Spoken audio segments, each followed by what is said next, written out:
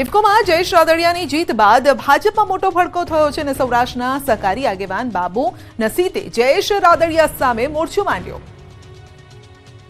ઇફકોની ચૂંટણી બાદ સહકારી ક્ષેત્રમાં ભાજપનો આંતરિક વિવાદ સપાટીએ આવ્યો છે। રાજકોટના જ એક સહકારી આગેવાન હવે આ મામલે જંગે ઉતર્યા છે। ઇફકોમાં જયેશ રાદડિયાની જીત બાદ ભાજપમાં મોટો ભડકો થયો છે। ભાજપમાં હવે પાર્ટી સામે વિરોધના સૂર ઉઠ્યા છે। ત્યારે સૌરાષ્ટ્રના સહકારી આગેવાન બાબુ નસીતે જયેશ રાદડિયા સામે મોરચો માંડ્યો છે। પક્ષના મેન્ડેટની અવગણના કરનારા રાદડિયા સામે તાત્કાલિક કાર્યવાહીની માંગણી ઉઠી છે। સૌરાષ્ટ્રના સહકારી આગેવાન બાબુ નસીતે જયેશ રાદડિયા સામે મોરચો માંડી આક્ષેપો કરતા ખળભળાટ મચી ગયો છે। બાબુ નસીતે ઇલુ પ્રથા દૂર કરવાની પાટીલની પહેલની પ્રશંસા કરી, સાથે જ ભાજપના મેન્ડેટનો અનાદર કરનાર સામે કાર્યવાહીની માંગ કરી। બાબુ નસીતે કહ્યું કે જેમ મારી સામે કાર્યવાહી થઈ છે તેમ જયેશ રાદડિયા સામે પણ કાર્યવાહી કરવામાં આવે। ઇફકોની ચૂંટણીમાં બિપિન પટેલની હાર નથી થઈ, પરંતુ ભાજપની હાર થઈ છે। બીજી બાજુ સહકારી આગેવાન બાબુ નસીતના આક્ષેપો પર જયેશ રાદડિયાએ પલટવાર કર્યો છે। રાદડિયાએ કહ્યું કે મેં પાર્ટી વિરુદ્ધ કોઈ કામ કર્યું નથી। જે લોકો મારો વિરોધ કરે છે તે લોકો ખેડૂત વિરોધી છે। મેં પાર્ટી માટે લોકસભા ચૂંટણીમાં કામ કર્યું છે। રાદડિયાએ વધુમાં કહ્યું કે આજ દિન સુધી મેન્ડેટની જાણ મને નથી। મેં મેન્ડેટના નિર્ણય પહેલા ફોર્મ ભર્યું હતું। સમગ્ર બોર્ડના નિર્ણયને લઈ ફોર્મ ભર્યું હતું। એ બિપિનભાઈની હાર નથી, એ ભારતીય જનતા પાર્ટીની હાર છે એવું હું માનું છું। આપણી માની હાર થાય ત્યારે કોઈ મૂંગું ન બેસી શકે, અને ત્યારે હું એવું માનું છું, પાટીલ સાહેબને પણ કહેવા માનું છું કે 113 મત જીતેલા ઉમેદવારને મળ્યા છે, તો એ જીતેલા ઉમેદવાર જે 113 લોકો છે આઈડેન્ટિફાય થાય, એમની સામે મારી ઉપર જેવા પગલાં લેવામાં આવ્યા હતા એવા જ પગલાં લઈએ। હું આજે ઇફકોમાં જીતીને આવ્યો, હું ભારતીય જનતા પાર્ટીનો કાર્યકર્તા છું। સામેવાળો કોંગ્રેસનો કોઈ જીતો હોય તો સ્વાભાવિક રીતે કહી શકીએ કે કોઈ કોંગ્રેસને આપણે મદદ કરી હોય। હું પણ ભારતીય જનતા પાર્ટીનો ધારાસભ્ય છું અને કાર્યકર્તા છું, એટલે ઇફકોની અંદર પણ ભાજપની જીત થઈ છે। સૌરાષ્ટ્ર બાદ હવે મધ્ય ગુજરાતના એપી સેન્ટર વડોદરામાં ભાજપનો વિખવાદ સપાટી પર આવ્યો। 2 દિવસથી સૌરાષ્ટ્રમાં ભાજપનો આંતરિક ઉભરો સામે આવી રહ્યો છે, ત્યારે હવે આ વિવાદ મધ્ય ગુજરાત સુધી પહોંચી ગયો છે। મધ્ય ગુજરાતના એપી સેન્ટર વડોદરામાં ભાજપમાં ભડકો થયો। મતદાન પૂર્ણ થતાં જ ભાજપનો આંતરિક વિવાદ સામે આવ્યો છે। વડોદરાના ભાજપની વોર્ડ કક્ષાની જૂથબંધી સપાટી પર આવી। ભાજપ મહિલા કોર્પોરેટર સામે પક્ષના કાર્યકરોએ દેખાવો કર્યા। બહિષ્કારના પોસ્ટર સાથે આજવા રોડ પર દેખાવો કર્યા। અગાઉ ભાજપ કાર્યકર્તા હિરેન બ્રહ્મભટ્ટ સામે મહિલા કોર્પોરેટરે લગાવ્યા હતા આક્ષેપો। હવે હિરેન બ્રહ્મભટ્ટના સમર્થનમાં કાર્યકર્તાઓ સામે આવ્યા। મહિલા કોર્પોરેટર માફી માંગે તેવી માંગ કરી। ગુજરાતમાં મતદાને 5 દિવસ બાદ સુરતના કોંગ્રેસના ઉમેદવાર નિલેશ કુંભાણીનો હાઈ વોલ્ટેજ ડ્રામા, કહ્યું કે મેં કોંગ્રેસ સાથે 2017નો બદલો લીધો। ગુજરાતમાં મતદાન પૂર્ણ થયા બાદ અચાનક જ સુરત કોંગ્રેસના ઉમેદવાર નિલેશ કુંભાણી પ્રગટ થયા। મીડિયા સમક્ષ આવી હાઈ વોલ્ટેજ ડ્રામા કર્યો।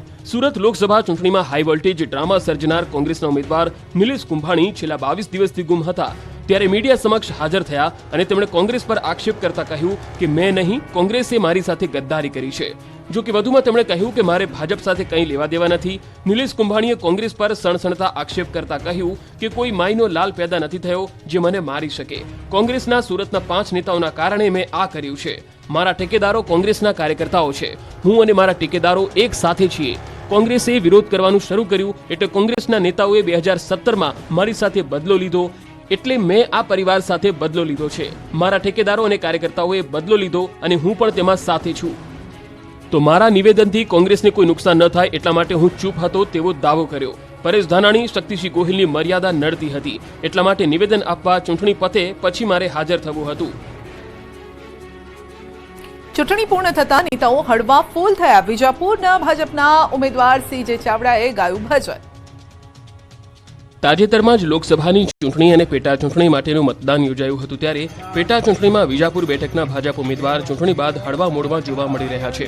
સીજે ચાવડાનો અલગ અંદાજ સોશિયલ મીડિયામાં વાયરલ થઈ રહ્યો છે।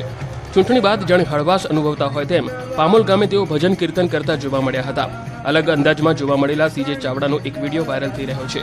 ઉલ્લેખનીય છે કે પામોલ ગામે આયોજિત ધાર્મિક પ્રસંગમાં હાજરી આપી તેમણે ભજનનો લાભ લીધો હતો।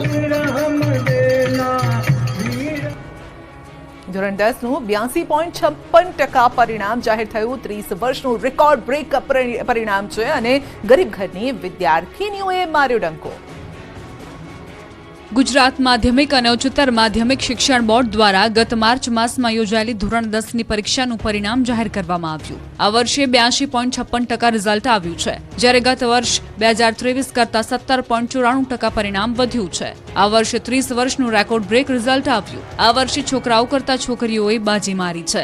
2023 કરતાં આ વર્ષે 17.94% વધુ પરિણામ આવ્યું છે. સૌથી વધુ ગાંધીનગર જિલ્લાનું 87.22% પરિણામ આવ્યું. સૌથી ઓછું પરિણામ 74.57% પોરબંદર જિલ્લાનું આવ્યું છે.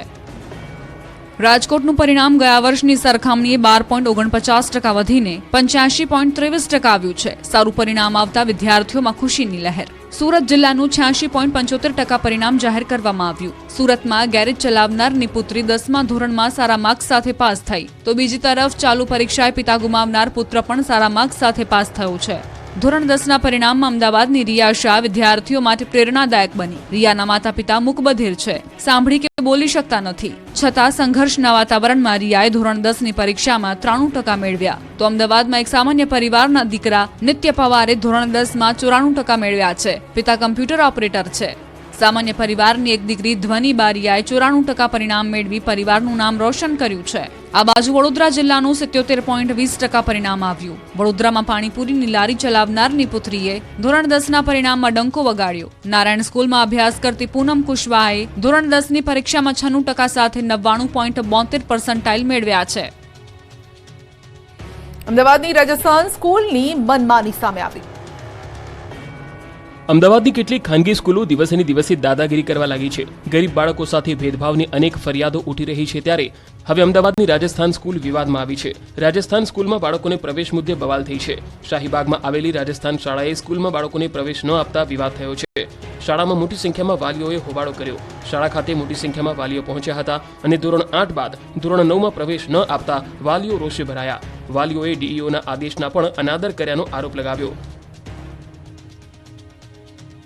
ભરૂચમાં સુરક્ષાને લગતી માહિતી મોકલવાનો આ મામલો છે અને સીઆઈડી ક્રાઇમે જાસૂસ પ્રવીણ મિશ્રાને સાથે રાખી તપાસ હાથ ધરી. અંકલેશ્વર સ્થિત તેના ભાડાના મકાનમાં તપાસ કરી દેશની ગુપ્ત માહિતી પાકિસ્તાનને પહોંચાડતો હોવાનું આવ્યું હતું બહાર. મોરબીના યુવાનોએ પેલેસ્ટાઇનના ધ્વજ લગાવવાના મામલે એસઓજીને મહત્વની સફળતા મળી છે. યુવકો મોરબીના હોવાનું એસઓજી ટીમની તપાસમાં ખુલ્યું છે. એક સગીર અને 2 યુવકોની પોલીસે પૂછપરછ પણ શરૂ કરી. અન્ય એક સગીરની પણ પૂછપરછ હાથ ધરાઈ. 24 એપ્રિલે હાજીપીર જતા સમયે વિડીયો બનાવીને વાયરલ કર્યો હતો. પેલેસ્ટાઇનના સમર્થનમાં વિડીયો બનાવીને કર્યો હતો વાયરલ. કચ્છના નખત્રાણા નજીક પેટ્રોલ પંપ નજીક દેખાયા હતા યુવકો. પેલેસ્ટાઇનના ધ્વજ સાથે બાઇક પર વિડીયો બનાવ્યો હતો. અમદાવાદમાં ચાલુ મેચમાં ધોનીએ પગે લાગીને ભેટનાર યુવક ભાવનગરનો. અમદાવાદના નરેન્દ્ર મોદી ક્રિકેટ સ્ટેડિયમમાં ચાલી રહેલી આઈપીએલ મેચમાં શુક્રવારે ગુજરાત ટાઇટન્સ અને ચેન્નઈ સુપર કિંગ્સ વચ્ચેની મેચ દરમિયાન સુરક્ષામાં મોટી ચૂક જોવા મળી. ક્રિકેટર મહેન્દ્રસિંહ ધોનીનો ફેન ચાલુ ક્રિકેટ મેચ દરમિયાન બાઉન્ડ્રીને ઓળંગીને સ્ટેડિયમમાં ધોનીને મળવા પહોંચ્યો હતો. આ કરતૂત બદલ તાત્કાલિક સ્ટેડિયમમાં હાજર પોલીસ જવાનોએ તેને પકડી લઈ તેની વિરુદ્ધ કાયદેસરની કાર્યવાહી હાથ ધરી હતી. પકડાયેલા આરોપી જય જાની મૂળ ભાવનગરનો રહેવાસી છે. પોલીસ પૂછપરછમાં તેણે કહ્યું કે મારી ધોનીને મળવાની ઈચ્છા હતી, એટલે જાડી કૂદીને હું જતો રહ્યો. મારો કોઈ બીજો ઈરાદો ન હતો. ત્યારે હાલ તો તેની ધરપકડ કરી વધુ તપાસ હાથ ધરાઈ છે. આ પ્રકારની ઘટનામાં કોઈ ગંભીર ઘટના ન બને તેની જવાબદારી કોની, એવા પ્રશ્નો ઊભા થયા છે. સુરતમાં વ્યાજખોરોએ ફરી માથું ઉંચક્યું. પોલીસે કરી લાલાંક. સુરતમાં ફરી એકવાર વ્યાજખોરોનો ત્રાસ વધી રહ્યો છે. વ્યાજના વિષચક્રમાં પરિવારો ફસાઈ રહ્યા છે, ત્યારે સુરત પોલીસે વ્યાજખોરો સામે લાલાંક કરી છે. સુરતની કાપોદ્રા પોલીસે 5 વ્યાજખોરો સામે પગલાં લીધા છે અને 5 વ્યાજખોરોની ધરપકડ કરી છે. વ્યાજખોરો પાસેથી ડાયરી, મોબાઈલ અને રોકડા મળી આવ્યા છે. તપાસમાં સામે આવ્યું છે કે વ્યાજખોરો વ્યાજે આપેલા રૂપિયા લેવા લોકોને દબાણ કરતા હતા અને ફોન કરી વારંવાર ધમકી આપતા હતા. આ અંગેની ફરિયાદો મળતા પોલીસે વ્યાજના વરુઓને પકડી જેલ હવાલે કર્યા છે. અમરેલીના લીલિયામાં ગુંડાઓ બન્યા બેફામ. ધોળા દિવસે થઈ લૂંટ. અમરેલીના લીલિયામાં લૂંટારુઓ બેફામ બની ગયા છે. લૂંટારુઓને જાણે પોલીસનો કોઈ ડર ન હોય તે રીતે લૂંટ ચલાવી ડરનો માહોલ ઉભો કર્યો. લીલિયાના ક્રાકચ ભોરિંગડા રોડ પર એક વેપારીને લૂંટી લેવાયો. ઇમિટેશન જ્વેલરીની દુકાન ચલાવતા મનોજભાઈ માંગરોલિયા પોતાની દુકાનમાં હતા ત્યારે કેટલાક શખ્સો બાઇક પર આવ્યા હતા અને દુકાનમાં ઘૂસી પહેલા તો વેપારીને ધાકધમકી આપી હતી અને બાદમાં વેપારી પાસેથી 1,90,000 ભરેલી બેગ લઈને ફરાર થઈ ગયા હતા. સમગ્ર ઘટના સીસીટીવીમાં કેદ થઈ છે. ધોળા દિવસે લૂંટના કારણે આ વિસ્તારમાં દહેશત ફેલાઈ હતી અને વેપારીએ લીલિયા પોલીસમાં